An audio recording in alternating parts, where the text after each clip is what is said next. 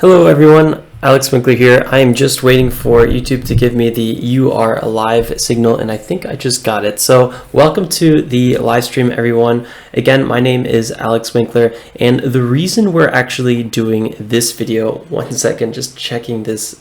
Okay, yeah, so the reason I'm actually doing this video is because yesterday during the live stream, there was a power outage, right? We lost power, and when the power came back on, unfortunately, my microphone then was set to mute. I don't know, can't explain it. Anyway, that's what happened, and I finished that live stream yesterday. I basically finished the last 15 minutes of it all on mute, and I didn't realize that till after I uploaded the video and I watched the video.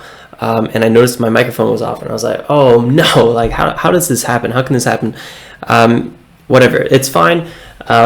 Shit happens and you get over it. That's life. But what I wanted to do, because the last 15 minutes I was reviewing the chart patterns, I was reviewing some upcoming trading ideas, kind of a lot of things that a lot of people kind of wait for and request part of my live stream. So I wanted to kind of hit that again in this video. So in this video, we're going to be focusing on some very simple technical analysis, and I love to keep my TNA, technical analysis, very, very simple. So we're going to be charting Bitcoin, we're going to be charting Litecoin and NEO. It's going to be very quick, it's going to be very simple, and all we're going to do is start from a long-term time frame, and then we're going to move into a short-term time frame, and we're going to look for key support and resistance areas and show you exactly what I'm going to be looking for upcoming trading opportunities. And these trading opportunities, right now, if you have followed any of my activity, you know some of my accounts are frozen. So this week, I don't know how much trading I'm going to be getting in, which is a little unfortunate because the market is perfect right now. The trading conditions in the market are ideal. I grew up in Florida, and we were really lucky. We were living next to a lot of nice inlets, so we always had, well, not always, but in spring you usually say are the best surfing conditions, or in fall are the best conditions. The rest of the year, like summer, you might have a surfboard, you might be ready to go surfing, but the waves they're not there. And the market works the same way. If the volatility and the volume and let's see, volatility, yeah, so the volume is not there, right? And there's just consolidation in the market. The water is flat. You can't surf, you can't trade, and the best thing to do is not trade because you can make a lot of mistakes in those conditions. You're just going to be sitting around, and eventually you're going to start over trading, and you're going to make a bad trade. So you wait for conditions like this where the market is very volatile. So I mean, these are the best conditions to be having right now, and I can be more excited. Unfortunately, I can't capitalize on a lot of this trading, and it's eating me up inside. However, a lot of my students, especially in the Discord private trading chat room, are able to capitalize on these moves. So let's talk a little bit about what we talked about in yesterday's live stream that unfortunately was muted, and then I actually ended up trimming it. So if you check out yesterday's live stream, it's all going to be, all the muted stuff is cut out just to save you guys time and not kind of wonder what's going on. So in this video, let's go ahead, check out the charts, and wrap up with that. So we'll keep it very quick and simple. Also, a little bit of housekeeping, just to let you guys know, this is my last day in Kyiv. Tomorrow I fly back to Berlin, so right now I'm kind of in a makeshift office. So that's kind of just so you know what's going on behind me. And is there anything else I wanted to hit on? I don't think so. Yeah, okay, so let's move on. The best thing to do, like always, is move over to my trading screen, and since I am on my laptop, I need to remember how to do that. Okay, there we go. So let's go to the chart. And yesterday, these are kind of some of the lines that we drew during the live stream. And let's zoom in a little bit with Bitcoin. And the best thing, like I always say, is first start on a longer time frame and then zoom in a little bit. And usually on a longer time frame, I draw blue lines where key support and resistance are. What is support and what is resistance? I talk about this all the time in all of my morning watch list videos. I published another one this morning. I do 5 times per week a morning watch list video where I talk about what I'm looking for to trade. If you want to learn more about that, there's a link below this video, but I'll talk about that a little bit more throughout this video. So what are long-term time frames? Basically, if you go to the daily or the 4-hour chart, you'll notice that price bounces off key support and resistance levels. And here, this is Bitcoin right now. And Bitcoin, Let me zoom out a little bit more. Sorry that the screen is really compressed. I'm not at home. I don't have my big trading screen open, which shows this chart a lot nicer. So you're going to have to work with me. This is also not going to be an edited video, so I can't zoom in. I just want to make a very quick and easy recap following up from yesterday's live stream. So here you can see some really basic support and resistance levels. Let's focus first of all on this lowest one right here. This is a blue line. I know this is going to be hard for you guys to see on your screen. Again, I apologize ahead of time for that. I usually don't do too much charting talks on a live stream just because of this reason. But let's just hopefully you guys can see it, but let's keep in mind. So right here in 2 years ago, in April and May roughly, the price was running up really nicely, and the price had the first big rejection right around here at a $3,000 level. Then again, the price came up, touched that $3,000 level, wasn't able to break it, and broke back down. So we had 2 rejections at this point. Then eventually the third time the price touched that $3,000 level, the price shot over that level and then continued a nice strong rally until about $5,000. And after it hit $5,000, it had a very normal pullback in the market, roughly usually these bullish pullbacks are around 30%. This one, let's see quickly, about 36% pullback is a very healthy bullish pullback. And guess what? It bounced off that $3,000 level that we broke out originally. And then after it touched that level, it was kind of a new launch pad for a continuation back to the upside. So that's kind of what a very simple support and resistance levels are. And why do price bounce off these key levels? It's because originally there's a lot of sellers there. That's where people want to get out of their position, and they're super happy to sell at that price, and that's why price gets rejected. Then when the price gets rejected from that level, it goes down where originally a price broke out. So if you are trying to buy in that area, right, and all of a sudden the price shoots away, and you're just like, that's super annoying. I don't want to chase this price. I'm just going to leave my limit order for this price. Now there's a new a support zone. So when the price comes back to that area where everyone kind of left their limit orders, then just think of crowd mentality. You don't want to chase all the time. A lot of people chase. That's what drives the price up. But then when people start having fear and and all these other I guess you could say FUD, fear, uncertainty and doubt, the price goes back down to those levels where a lot of people left their limit orders, and then the price touches those orders and bounces back up. It's a new launch pad, and that's what you see over and over again in the price. So the best thing to do if you want to chart this is start on a long-term time frame, start on a 4-hour, start on a daily, and just look for those key support and resistance levels, and then use a line like this blue one, for example. You could do obviously anything you want, but there's a few different types of lines. You could do a trend line, which I often use for a diagonal kind of line drawing. And then I use this horizontal line, which you just click it and then it puts a line through the whole entire chart. That way I will have it for all time frames, especially in the future as well. Okay, so now let's move a little bit forward and let's kind of zoom in a little bit to what's going on right here. So during yesterday's live stream, we were during this I guess you could say third red candle. The price has been moving down, and we were roughly at $9,800 or maybe around $10,000 during the video. And that's when I said these are key support levels, because previously these were levels that we couldn't break out before. Then we broke out from those levels, and now the price is coming back to these levels. And that is why I said, or I had this target range for $10,000. And that's why I would have put some limit orders there. Unfortunately, my accounts were frozen. I couldn't do that.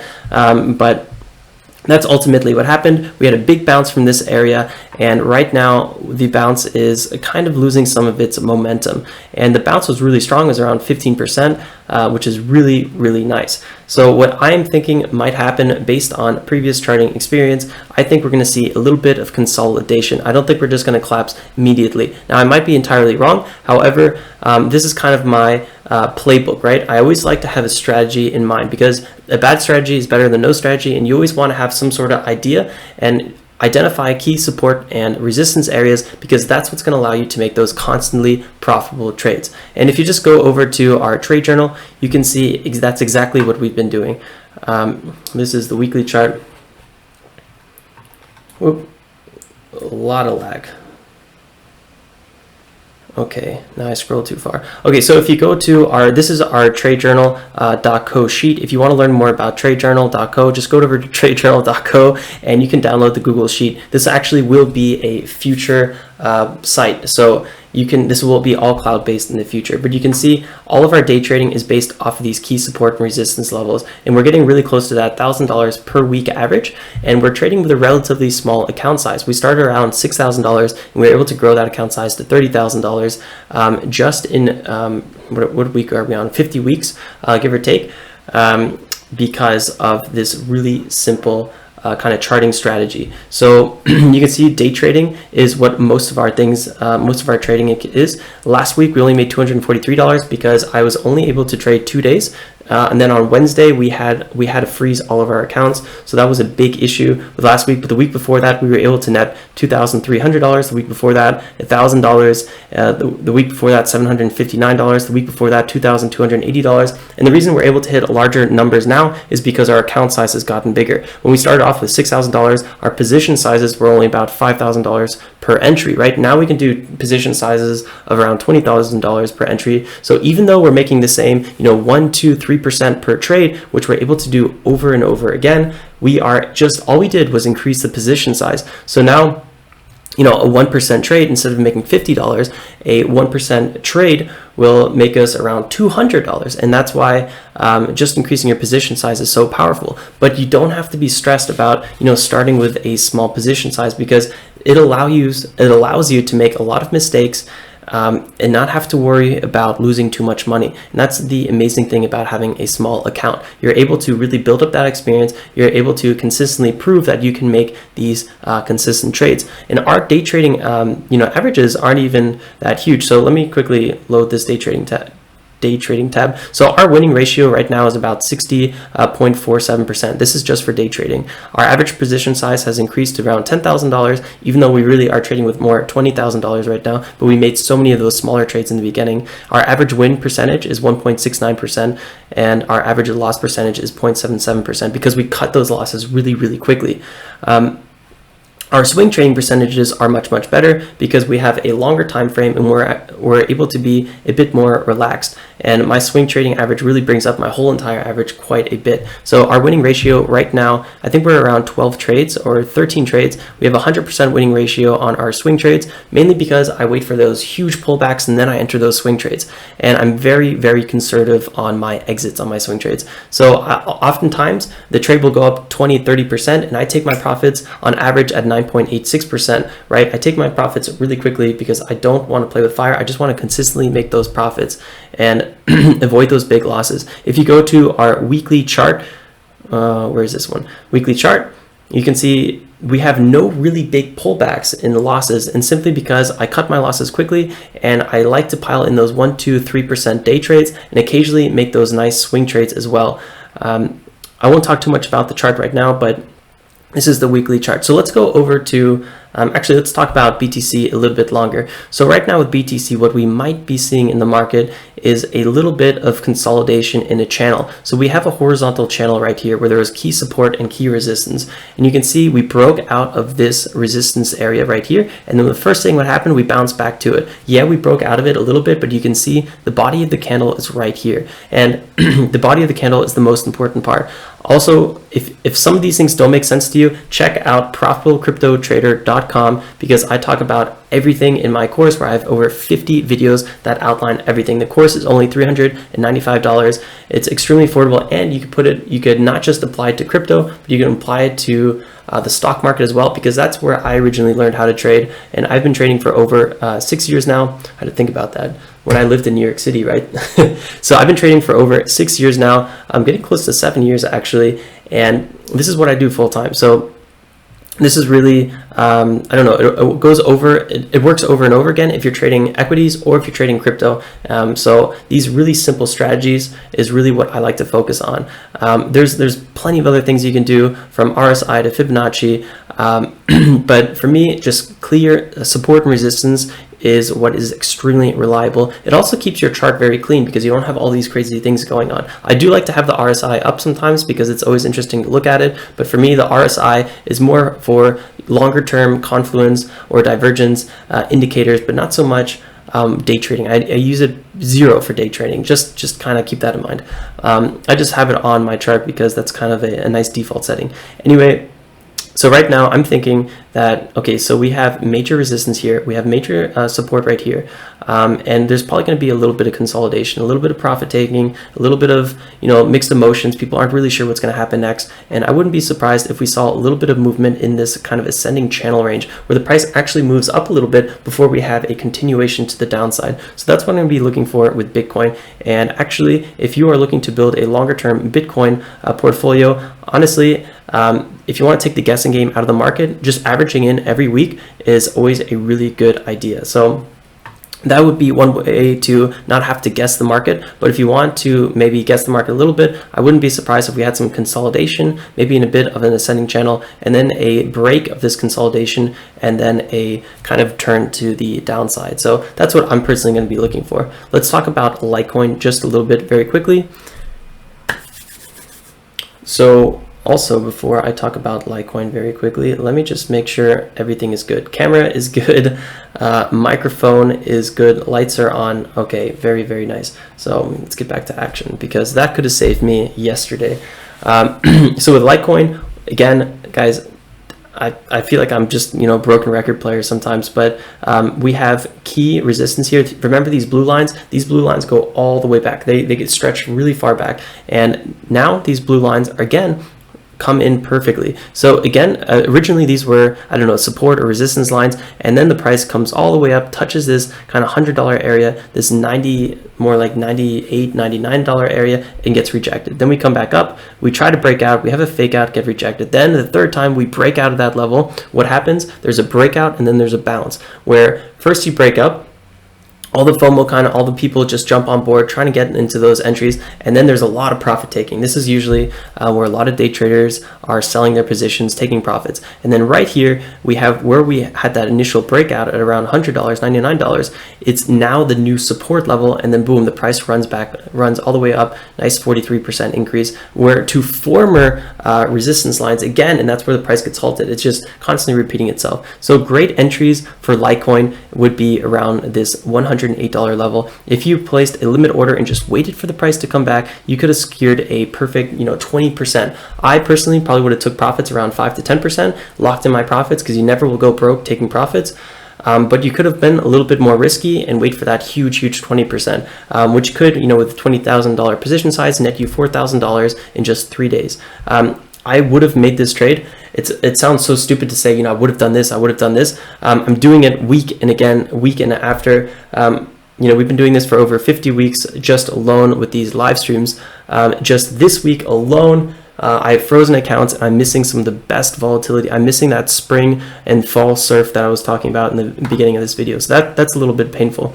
Also though, one thing I want to highlight is that we are going to have probably Litecoin. I wouldn't be surprised if there was a bit more of a rally, because in 33 days there's going to be the Litecoin happening, and there's that old expression, buy the rumor, sell the news. And I wouldn't be surprised if there's going to be a lot of news articles talking about how Litecoin is just going to be super expensive in the future. It's harder to mine, it's more valuable, blah blah blah, and people are going to start, you know, buying Litecoin even more than they already have been. Litecoin had one of the heaviest run-ups, and I wouldn't be surprised if we had a major pullback soon. But I also wouldn't be surprised if that pullback didn't happen until around the time of the halving, which I believe is August 3rd from the top of my head. But I would have to check again. So just remember, roughly in 30 days, 33 days, or whatever it is like that, there's going to be a Litecoin happening, and right now there's a lot of news that is driven around that. So I wouldn't be surprised if Litecoin actually held its highs in these levels and try to break out again. Maybe it's not going to work. Maybe we're going to have a reversal to this $140, $139 area before the price really crashes. I don't really see Litecoin shooting up super high. It might happen. Obviously, I'm not trying to guess which way the market's going. I'm just trying to find really reliable support and resistance zones. That's why day trading works. A lot of people believe, you know, you can't guess which way the market's going, and they're right. But you can find where buyers and sellers are based on previous price action, and that is why day trading works. Okay, let's go to NEO. So the last thing I want to talk about, and the reason I want to talk about NEO just a little bit, is because NEO is one of my long-term holdings. And I was thinking about day trading a little bit, but I just want to highlight one specific thing on NEO.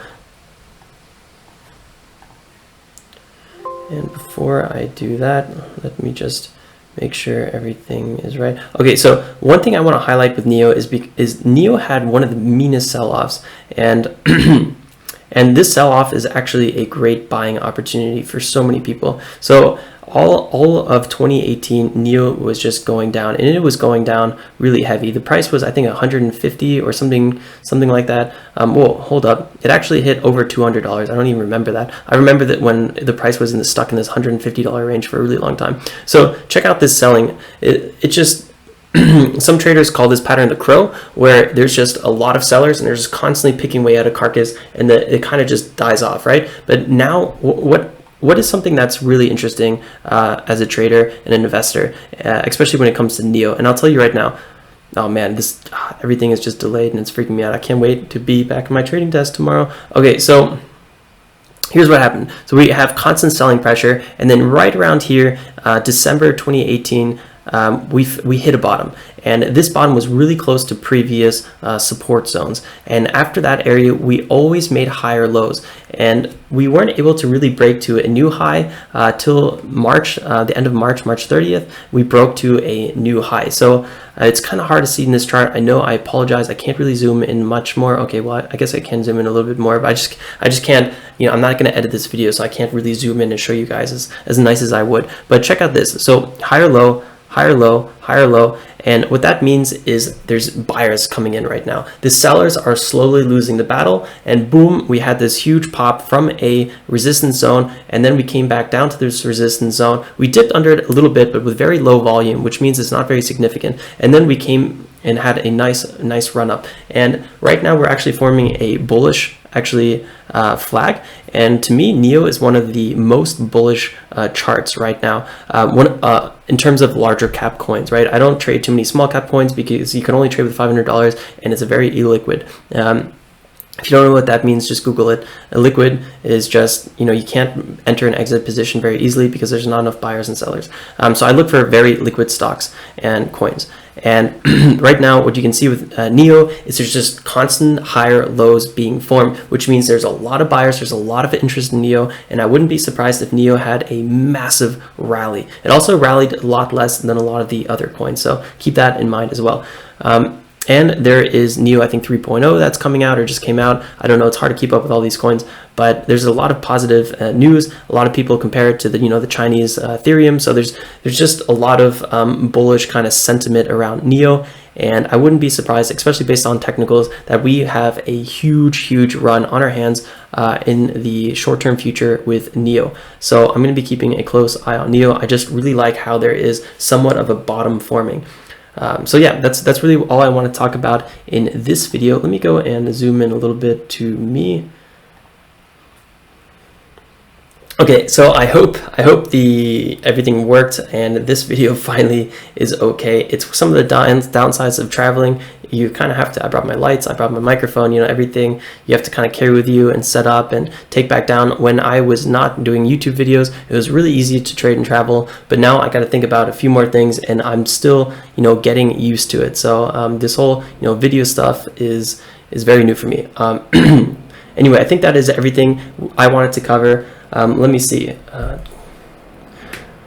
I guess there is one more thing, and I guess this is going to be kind of the pitch. And the reason it's, well, I would barely call it a pitch. It's, there is, let me go over to it right here. So guys, if you want to learn more about what I do every day, I make 5 times morning watch list video. It's roughly 15 to 20 minutes. My last video was actually 30 minutes, but that's because I had to catch up on a lot of stuff. And I publish 5 of these per week on average. And in these videos, I talk about my current trades, my past trades, what I'm looking for in the chart, so you can kind of get a big overview of everything that I'm doing. Oops, sorry guys. And then you'll also get access to the private Discord trading chat room, which I'm very active in. The last 3-4 days, I have not been very active because I've been dealing with 1,000 account issues. You have no idea. It's been a freaking living nightmare. But that's just life.